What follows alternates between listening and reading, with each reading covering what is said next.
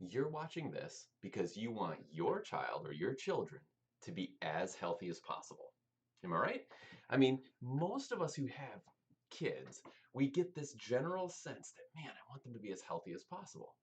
Oftentimes we don't have the tools to figure that out and to know how to do that and to like implement those things in our lives. So that's what we get to talk about. I'm going to lay out the foundation for what we do in our practice right here at Bright Futures Chiropractic to help people achieve that goal of having kids that are as healthy as possible. And I'll talk specifically about what we do in our family to help our son be absolutely as healthy and vibrant as possible. The first question we have to ask though is why? Why is this even a good idea? Right? I mean, it seems like a foregone conclusion that being healthy is a good idea.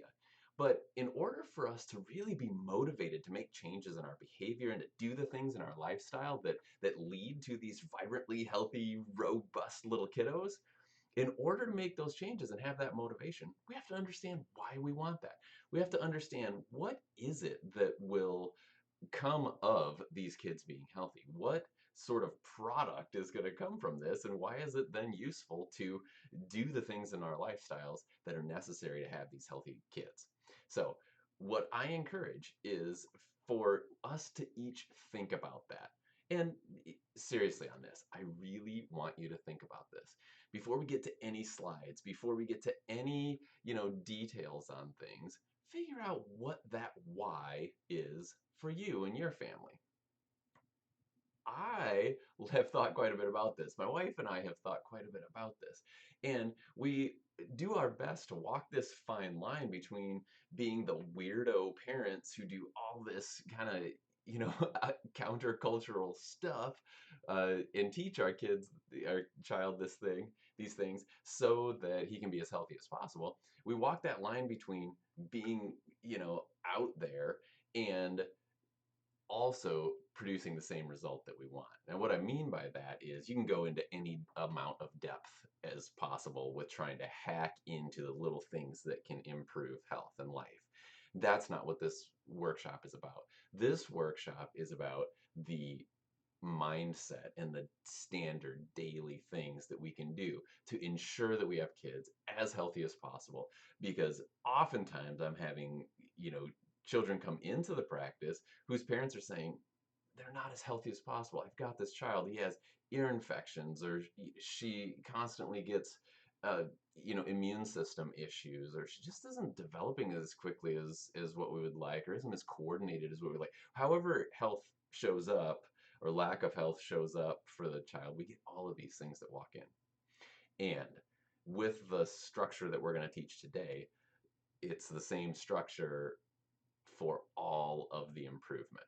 Now, there are specific things for each child, and that's what individual doctor-patient relationships are for, and I encourage that for sure. But this is the general nuts and bolts. Here we go. So, ready? Here we are. All right. So, we want healthier kids.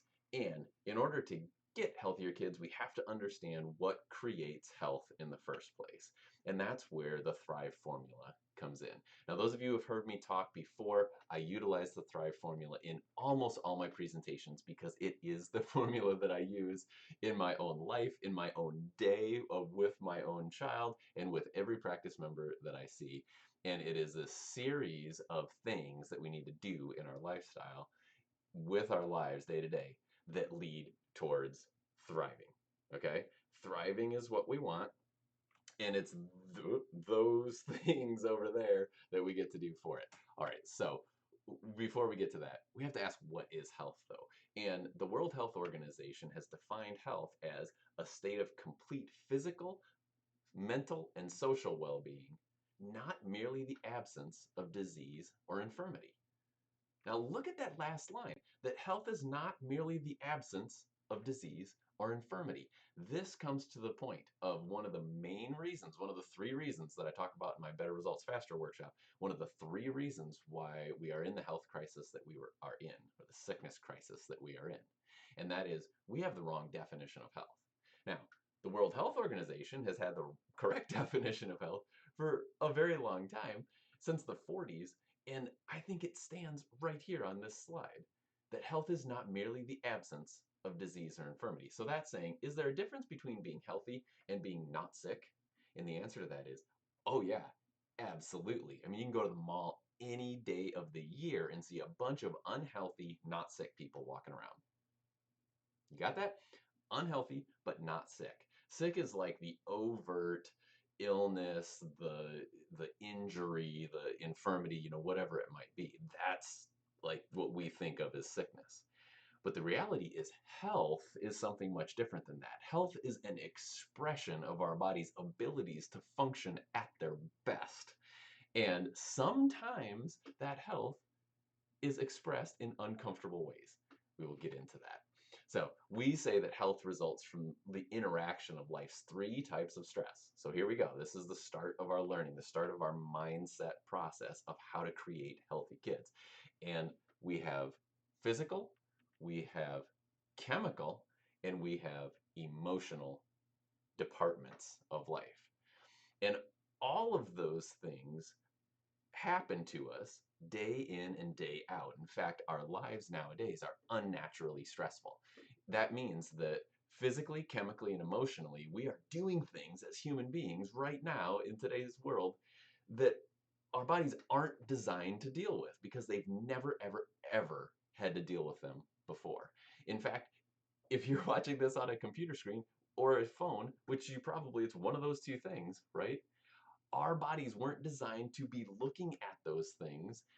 They didn't even exist widespread until the last 60 years. The phones didn't exist widespread and for the last, until the last 15 years. Just think about that. And those are, that could be considered a physical stress, but it's also a mental emotional stress because our bodies are trying to deal with all this input that didn't exist. Okay, so again, health results from the interaction of life's physical, chemical, and emotional stresses, and how well our nervous system can process those. Got that? Physical, chemical, emotional stresses, and how well our nervous system can process it. That's why, right down here, we've got the nervous system as the base upon which the pillars of our lifestyle, physical, chemical, and emotional, is standing. Because our nervous system allows us to adapt and be resilient to the stresses that we're under. Now, think about this for kids. This is why you can have a family with three kids. Two of them get a cold and one of them doesn't. One of them has constant issues with ear infections and the other two don't. It's not just a genetic thing. It's not just, oh, a luck thing. It's a how resilient is the child thing. And that comes in large part to how well the nervous system is performing. Now, the nervous system is the brain, the spinal cord, all of the nerves that come out from there. And the body's job is to tell the brain what's going on inside, what's going on outside. The brain's job then is to figure out, okay, is everything in balance? Is everything good or not? And then if it's not good, the brain has to then say, all right, what do we need to do to process this differently and react and adapt to this unhealthy situation? If the brain isn't getting the correct information, which oftentimes happens, or if it doesn't have the ability to form the correct response to the stress that it's under, then we move away from health. And when we do that consistently, which is oftentimes what happens in our current lifestyle, our current social structure, when we do things that are unhealthy consistently, we move away and away and away and away and away and away and away from health until at some point it becomes a symptom. Okay, so we'll get there. So that's what health is, and I want us to think in 3D with that. Sorry, I'm right. My issue is there we go. Let's go to there. Think in 3D. We need to think in 3D. All right.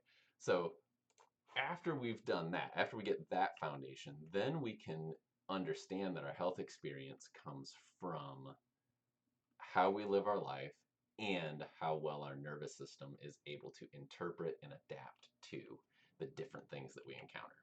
So the Thrive formula requires us at the very beginning to have a healthy functioning nervous system. That's necessary for excellent health. And frankly, that is what my chiropractic practice is about. is making sure that a person's spine and nervous system is healthy enough to be able to adapt to the stresses of the world. And then we add to that this next column. So our stated mission is that we provide a unique combination of chiropractic care for spine and nervous system health, along with wellness lifestyle education, so that people understand what it takes to be as healthy as possible. Because that's what people want, right? People want to be healthy, but in the United States, 88% of us are dying of chronic disease. That's the reality of it, is 88% of Americans die from chronic disease, and about 70% of that, the research says, is completely preventable with how we live our lives. That's all I'm going to say about that. So in the Thrive formula, we have to have a healthy functioning nervous system. Then we need to add to that everything that the body needs, physically, chemically, and emotionally. And then we need to take away from our lifestyle, we need to limit or eliminate all the things that the body doesn't need, physically, chemically, and emotionally. And then we need to do that over a period of time so that we can reach the goal, which is thriving. So again, to state it simply, we need to have our body working great from a regulatory standpoint. That's the nervous system. We need a healthy functioning nervous system. Then we need to structure our lifestyle so that we're giving our body ample amounts of everything that we need to function healthfully and to give our body the resources necessary to grow and heal and develop. And we need to limit all those things that hamper or erode our health. And we need to do all that over a period of time. There it is. That's the Thrive formula.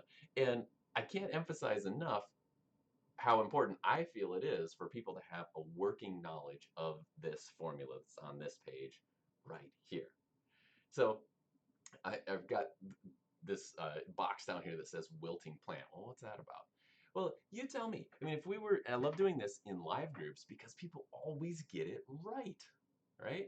If I had wheel out a plant and the plant is wilting, it's looking droopy and maybe isn't as vibrantly green as what it could be, and I say, hey, somebody help me with this plant. I want a vibrantly healthy plant. What do I need to do? Of course, the first thing that anyone is going to say is, uh, have you watered it recently? and and I'll say, well, I don't remember the last time I watered it. I don't know. And ideally, we would check the soil to see if it has too much or too little water, right? Because plants need the optimal amount of water. We check, and the soil is super dry, so we add water to it. Does the plant immediately perk up and become green and vibrant? No, not necessarily, because it needs time to process this beneficial change, right? But let's say that it was deficient in water. It didn't have enough water, which is something that every plant needs.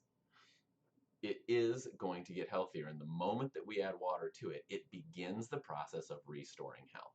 Okay, let's say that we add the optimal amount of water and it doesn't really solve the problem. It's still looking, less than vibrantly green. People are oftentimes going to say, well, does it get the right amount of sunlight?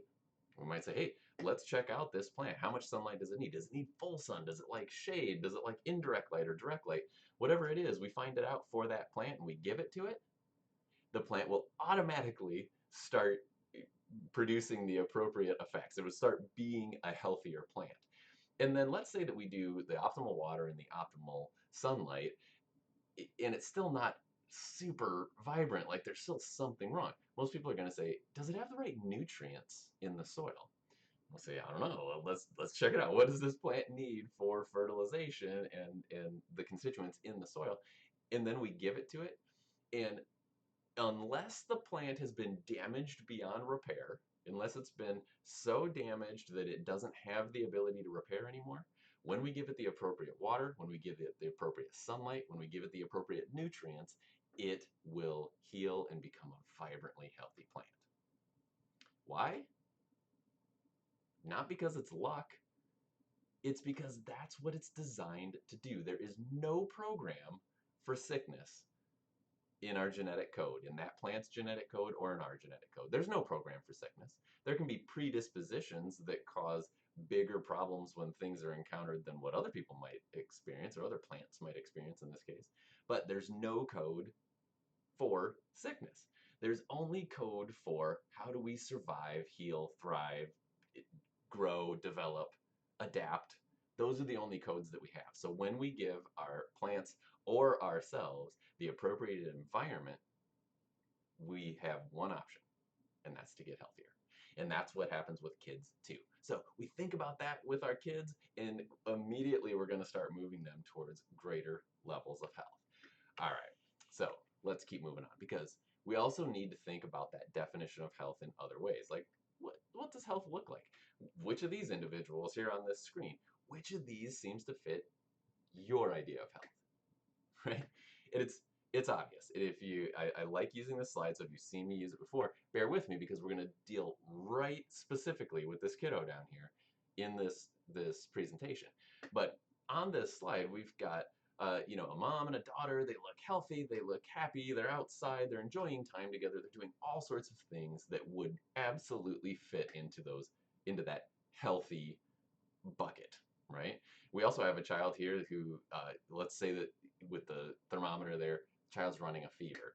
We've got the ice bag on the head. They're not feeling well, so they've got a fever. Maybe they have a runny nose or vomiting or, whatever it might be. And we would say, oh, look, there's a sick kid, right? Well, there's a different way to look at it. Because what is the fever doing, right? What is that fever doing? And many people are either scratching their heads a little bit here, like, I guess I've never thought about what a fever does. I've just, it's not comfortable, and I've been taught that you're supposed to take some drugs and get your fever down, but I've never thought about what a fever does. And then that's part of the group. And then the other part of the group is saying, oh, the fever, it's there to fight bacteria, fight infection, fight viruses, whatever it might be. And you know what? That's the reality, is that a fever is an uncomfortable expression that the body goes through that indicates that the immune system is doing its job.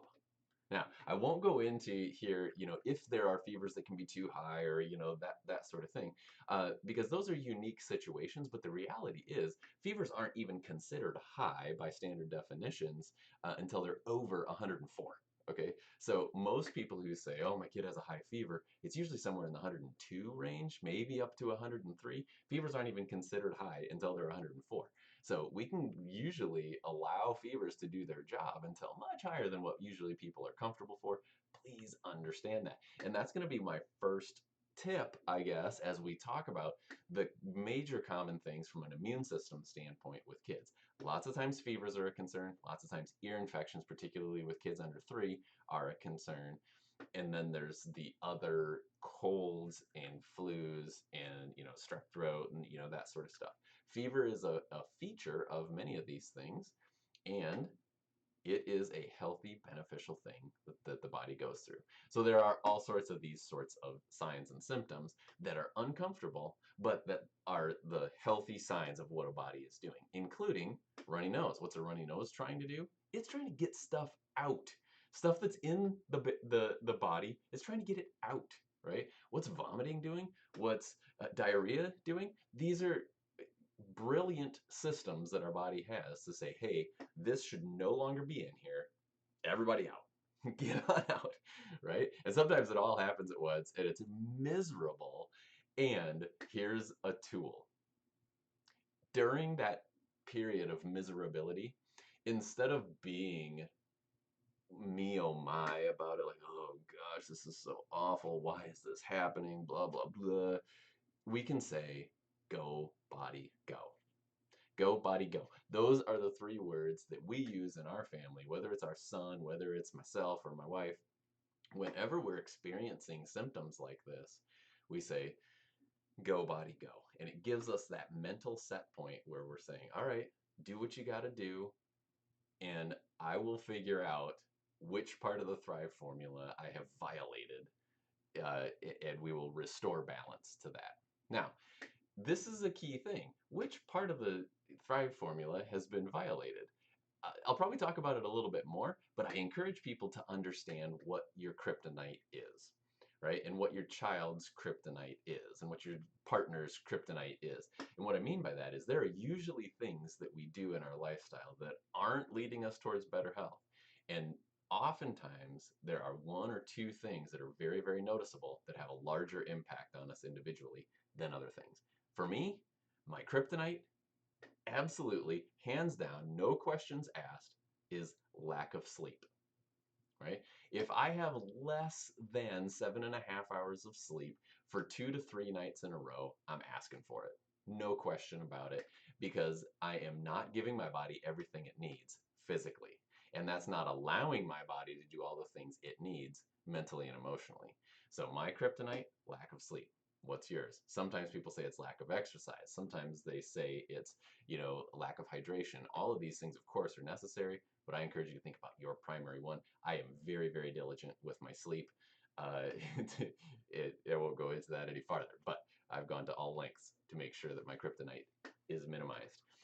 So that's an immune system doing its job. If we get back to this slide, those uncomfortable things are the immune system doing its job. Let it roll, okay? Let it roll, figure out what's been violated in the Thrive formula, restore balance to that, and let the body do its thing.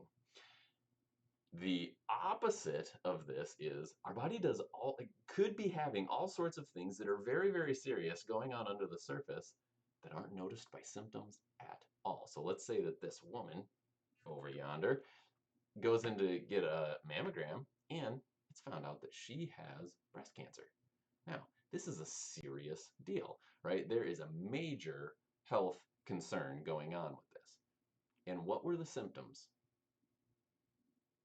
Nothing. Most of the time, no symptoms whatsoever until very, very late in the process. This is not a way to produce health. Waiting for symptoms is not a way to produce health. Now, I've gone all the way to the far end of the spectrum, which is to talk about cancer and how late oftentimes that is found, because the process has been happening for years, sometimes decades, before it's detectable by any of our systems. Even on a shorter term basis, or maybe a less intense, health issue, there are lots of things that go on that aren't beneficial to the body, or that are things that our body is trying to do under the surface to deal with the situation it's in, that don't show up as symptoms. Same thing with our kids. Just because our kids aren't showing symptoms doesn't mean that they're vibrantly healthy, right? There's a difference there. So we need to maximize that that lifestyle. Here's another tool. It's called the wellness continuum, and this illustrates the simplicity of the models that we use for thriving. Our kids are somewhere on a continuum between optimal health and wellness and really poor health and illness. Okay? And it's the stuff that we do day to day to day in our lifestyle, and how well our nervous system is processing that physically, chemically, and emotionally, that lead us either away from better health or help pull us towards better health. That's all there is to it. And if I were to ask you, hey, what are healthy things for kids to do physically? You'd come up with an entire list. What are healthy things for kids to eat? You'd come up with an entire list. We could write it on the wall behind me, right? And you would come up with all sorts of things. What are beneficial things for kids to experience psycho-emotionally? And we could come up with that list, though parents oftentimes violate this. Maybe that's a whole nother uh, workshop. That would be a fun one to do also. But physically, chemically, and emotionally, we understand the beneficial things for our kids.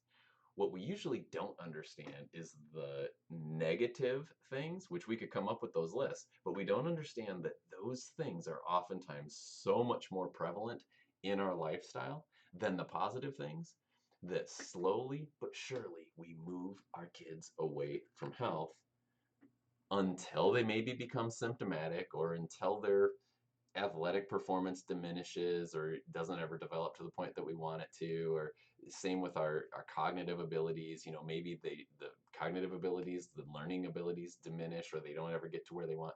Whatever it is, however it shows up with kids, lots of times we're left scratching our heads like, hey, why is this happening?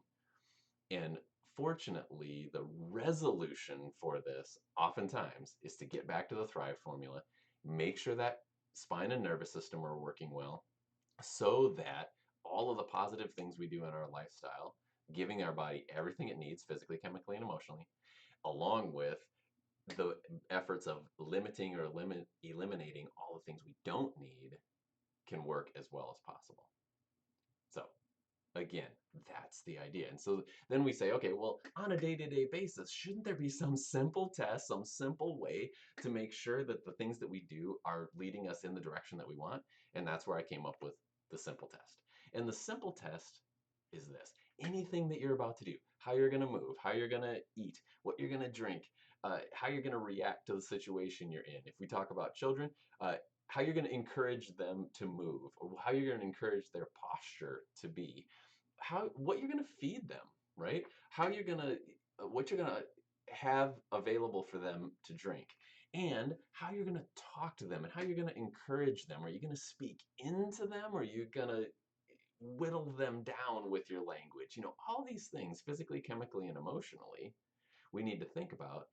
And however, whatever it is we're about to do, we can ask ourselves this question: will this make me healthier? There it is. Will this make me healthier? Or will this make my child healthier? Right? Most of the time, let's say, probably 90+% of the time, the answer will be obvious. Yes, this will make my child healthier. No, this will not make my child healthier, right? Uh, Most of the time, those things are obvious. And if there are areas that you're just not sure of, that's where you get to go research more or consult an expert on.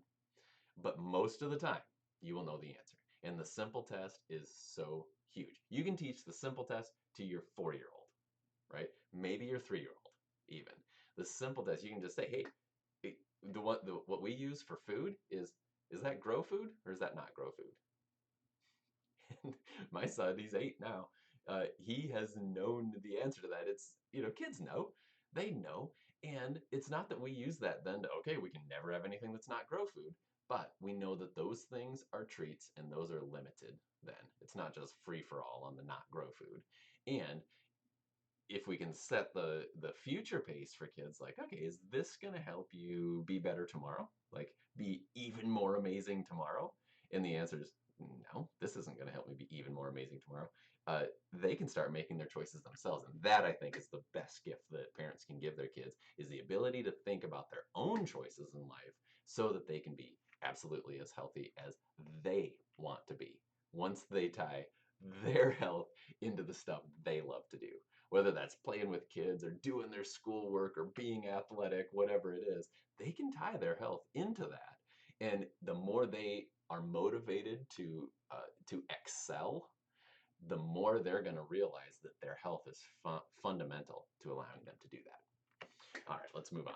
Let's talk about stress in the nervous system, because we live our lives through our nervous system. Again, here's the picture of it, right? We've got our brain, we've got the spinal cord, we've got all of the nerves that come out from there that control, coordinate, and regulate everything that happens in our body. In our lives, our stress is processed through that nervous system. And like I've said, we live in an unnaturally stressful world. Our lives are unnaturally stressful. Everything that we do from the moment we're conceived anymore is not the same as it was just a couple hundred years ago, right? Certainly not the same as it was a few thousand years ago. And that's important because our bodies were designed for the world we came from, not for the world we live in, right? Our lives are unnaturally stressful. Did kids, even 100 years ago, maybe 100 years ago, maybe 150 years ago, did kids get a desk job at 5 years old? No, is the answer. Do they now? Absolutely, right? As much as schools want kids to move around and be, active and that sort of stuff, it's very, very difficult for them to achieve that. So they end up with a lot of seat time. Kids prior to 150 years ago did not sit down unless it was like dinner time, right? Just didn't do it. It wasn't how it worked. Similarly, biochemically, the things that kids eat now, are those similar at all to what they ate 150 years ago, 300 years ago, 500 years ago, 1,000, 2,000 years ago, 4,000 years ago? No, right? Nowhere close, right? The things that we drink. What did people drink, you know, 200 years ago? They drank one thing when they were born, which is breast milk, and they drank one thing after they were done with the breast milk, and that was water. Everything else is an unnatural uh, thing for our bodies. Maybe there was some herbal teas or something like that, and there can be some things that like that are still okay. But the point is, all of the things that we eat, all of the things that we drink, almost all of those things, we have to work hard to make those as healthy for us, as natural for us and our children as possible. Because if we just submit to the culture and say, oh, yeah, well, I guess the school lunches are probably fine because the government says they need this, that, and the other thing. Or, well, I suppose at the concession stand, we can just get them whatever 4 nights a week while we're at these games. And they'll probably be okay for that. If we just submit to the culture, our children are moving away from health. I can't say it any more clearly, right? If we submit to the cultural stresses that are just apparent in the world and that just happen if we don't put energy into it, our kids will move away from health. And that's why we have a health crisis. I get excited about this whole topic because we have the opportunity to create the world's healthiest people right now. We have every bit of technology to create the world's healthiest, most productive, happiest, most engaged, you know, people. And lots of times we're not. That's why I get excited about it, because we have the opportunity to do that. So our lives are unnaturally stressful. Think about your child's life and think about all the stuff in it, physically, chemically, and emotionally, and make an effort to say, okay, what are things that we can redline? Like, make a list of all the stuff that you do, all the stuff that you eat, all the ways that you interact, all the whatever, and then look at those and ask the simple test, is this thing making my child healthier? And if the answer is no, and if it's seriously no, red line it. Cross that off the list. All right. We live in this unnaturally stressful world, and when the stress becomes chronic or the amount is significant, it can overwhelm the ability of our bodies to adapt to it. The nervous system's ability to adapt is limited to the things that it encountered for thousands of years. And it's easy with our modern culture to overwhelm that ability. So this is why you've probably noticed, I'll just use screens for an example. This is a key topic, I feel. But if you've ever noticed, in your child, that if they're watching the screen, you can't get their eyes off it, you can't get their brain off it. They become like in this digital coma. And then if you try to take the thing away from them, it's like the death grip, right? Like they can't do it. That is the nervous system having hooks thrown into it, right? The technological world understands how our bodies work, and they engineer hooks that kind of jab out and grab into our brain, and then our brain doesn't want to let that go. That's called addiction, right? And again, I can't say it any more plainly. The companies know what they're doing with this because they want you to consume more and more and more of their stuff. So the addiction is real, and it fires brain centers, especially the stuff that they design for kids, but absolutely for us adults too. It fires those brain centers that make us feel amazing, and in the process, it addicts us to the stuff. So if we were to look at that list again and say, okay, my child probably does 3 hours of screen time a day. Is that making my child healthier? No. I'm going to go ahead and cross that off or significantly whittle that down. Because when the stress becomes chronic or significant, and lots of times it's both, it overwhelms our body's ability to adapt to the stress. And those things lead to unhealthy, covert, habituated neurologic patterns. In other words, there's a groove that happens in our neurology, in our brains, and really our neurology is the entire nervous system within our body, up through our brains and back. And that groove can become habituated and unhealthy, and we need to rehabilitate those habits. So in our office, how do we even know if the nervous system is working well? Well, it is an incredibly complex system, right? So we look at 5 different things. I look with my hands, I look with my hands, so to speak, to see how the spine is moving, how it is positioned. I do those 2 things with my highly trained and skilled hands to figure out exactly how that spine and nervous system is, or the spinal part of the nervous system is performing, because the spine is under tremendous stress in our culture. I mean, just imagine a kid's backpack, a 7-year-old kid going to school. The kid weighs, 40 or 50 pounds, and their backpack weighs 20 pounds. This would be the same thing as a 200-pound person wearing a 100-pound backpack around, or a 150-pound person wearing a 75-pound backpack around. That is not good for the spine. And then we sit all the time, right? And usually we sit with awful posture because our spinal muscles are deconditioned, and that adds to it. So we look to see how the spine is moving and how it's positioned. Then we look at different testing mechanisms, through different testing mechanisms, to see how the heart rhythm is regulated by the nervous system. We look at how the spinal muscles, which is this one in the middle here, by the way, uh, in this diagram here, the ones on the left are the healthy versions. The one on the right are the stressed and unhealthy versions. So that very top one, right here, that is how we can look at how well the heart rhythm is being regulated by the nervous system. Gives us an idea, real specifically, of how well the body is adapting to stress, how resilient the body is. The next one down is the muscle function. And the picture on the left there shows a nice, healthy, balanced muscle function. The one on the right shows excess tension and imbalance and all sorts of things going on. And it's amazing what we find with this, with adults and with children. And then even farther down, way down there, that's our thermal scan. And that one helps us look at the part of the nervous system that runs internal organs and blood vessels and glands. All of this is super important for understanding if a child has been having overt health problems. It's really important for us to understand how that nervous system is functioning.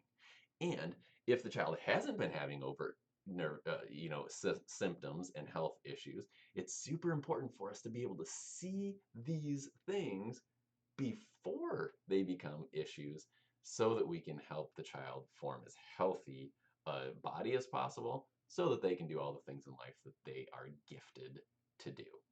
Uh, we also, let me transfer here to the full screen, because if necessary, we can look at um, X-ray, right? We can look at, with our digital X-ray, we can stitch it together, get a full picture, and we can either see if it has healthy, strong alignment and bone structure, or not so much. These two are actually pictures that are pretty solid, by the way.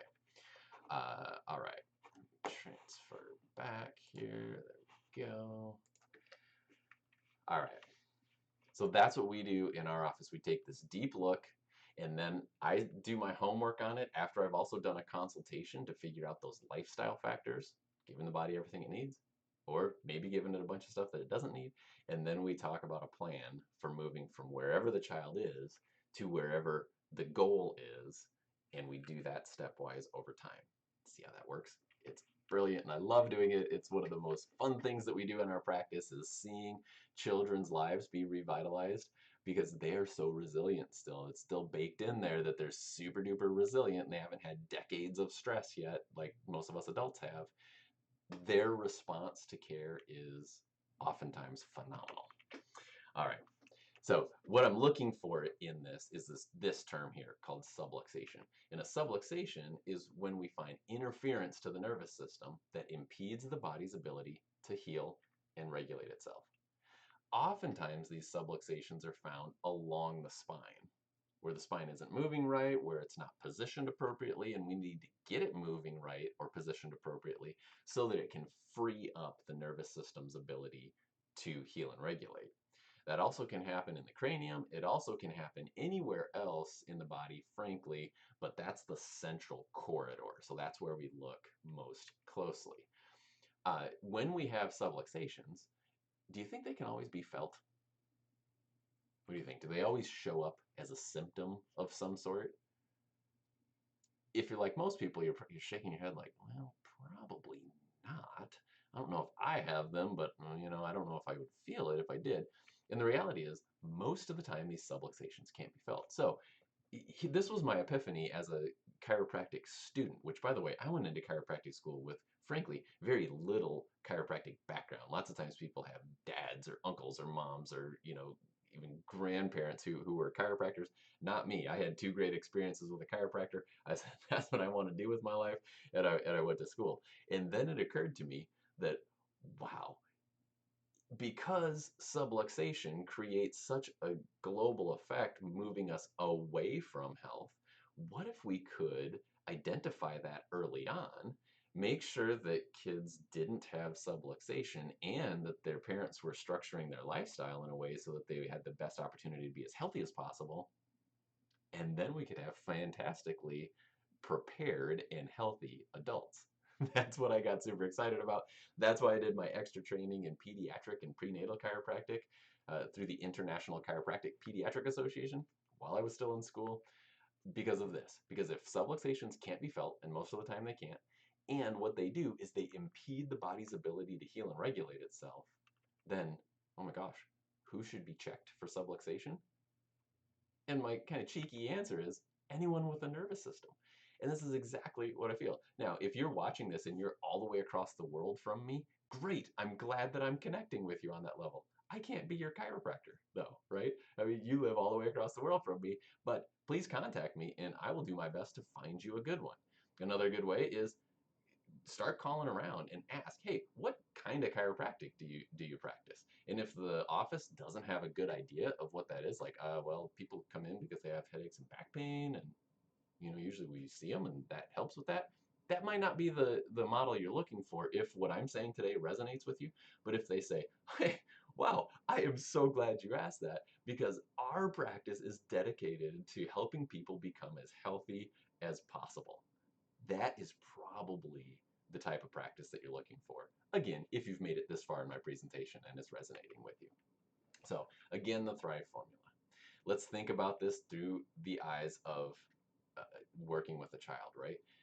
We have to make sure that that nervous system is working well.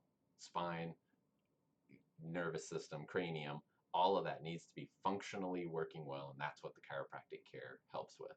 On the education side, then we need to give the body everything it needs. We need to learn what those things are and we need to implement them in our lives. And then we need to limit or eliminate all the things the body doesn't need.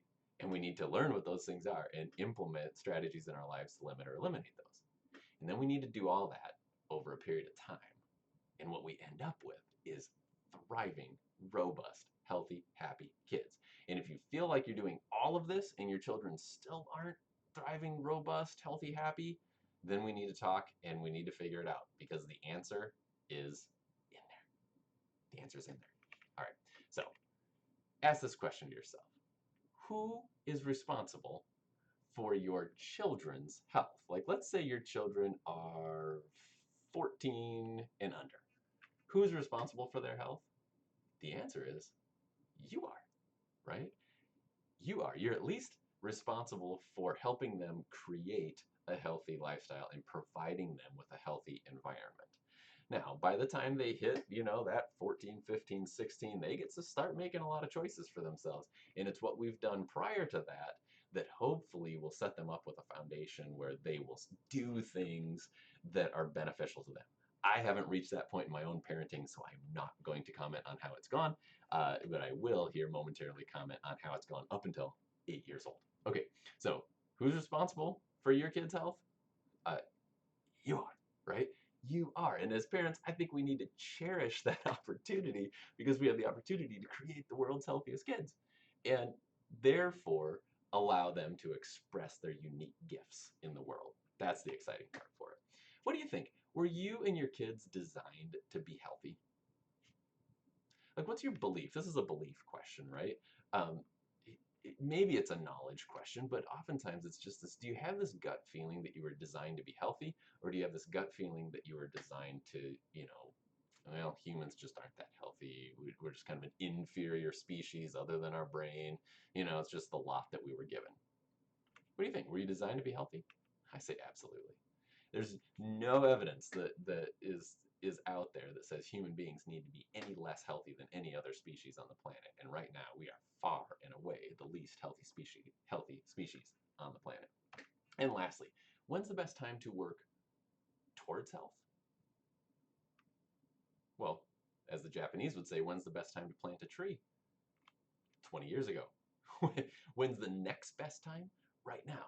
With health, it's when's the best time to work towards health? Preconception. Maybe that's another discussion too. Like, how can we create the healthiest parents so that they can conceive the healthiest children? Hey, that's another discussion. When's the best time to work towards health? Preconception. When's the next best time? Right now. Because that's the time that we have. And that's the opportunity that we have. So before we conclude, I want to go to this question. And I'll run some pictures by you so that you can think of this. But like, attaching to the why is so important.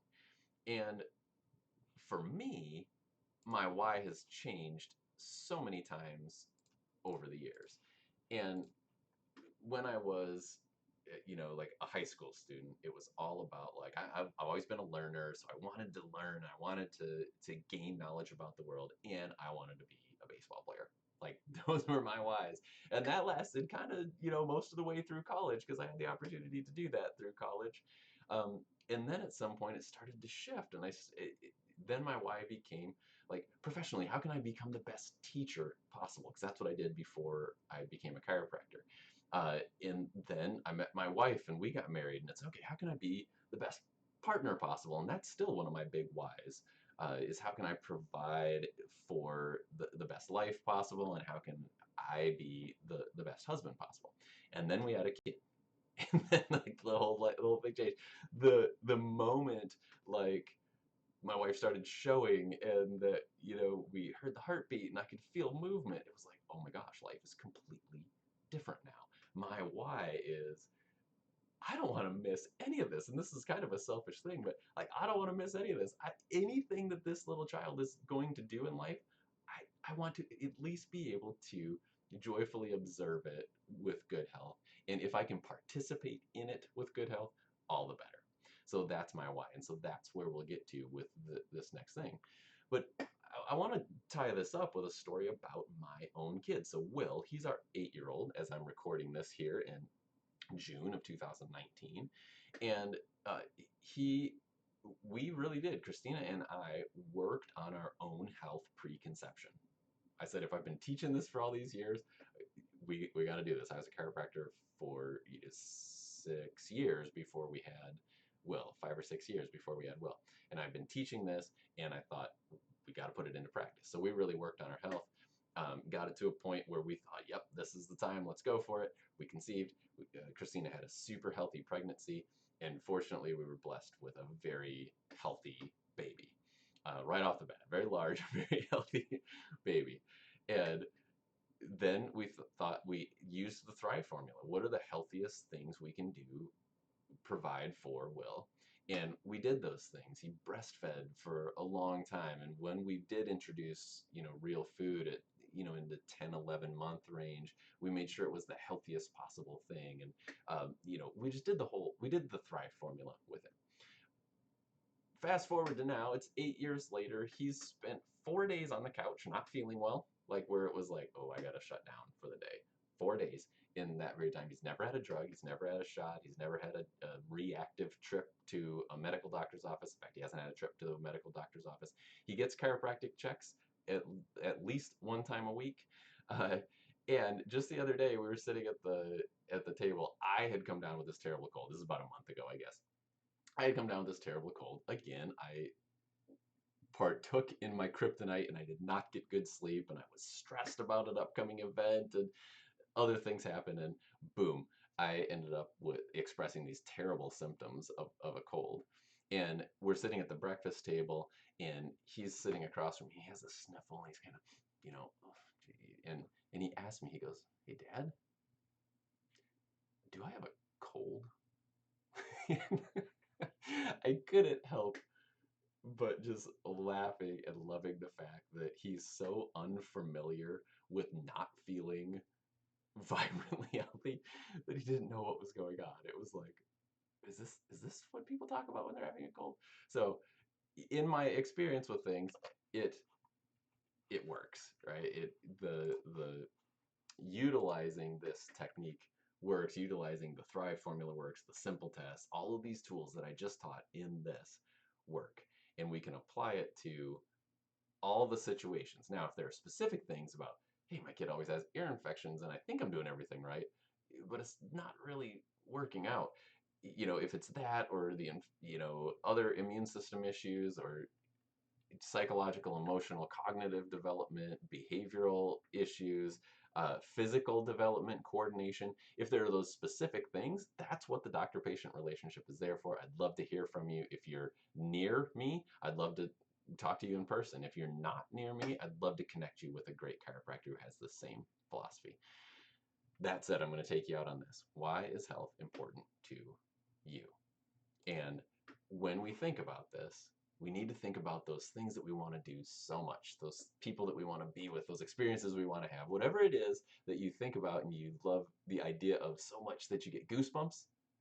That is what we're talking about here. So here's some pictures to help you think about yours.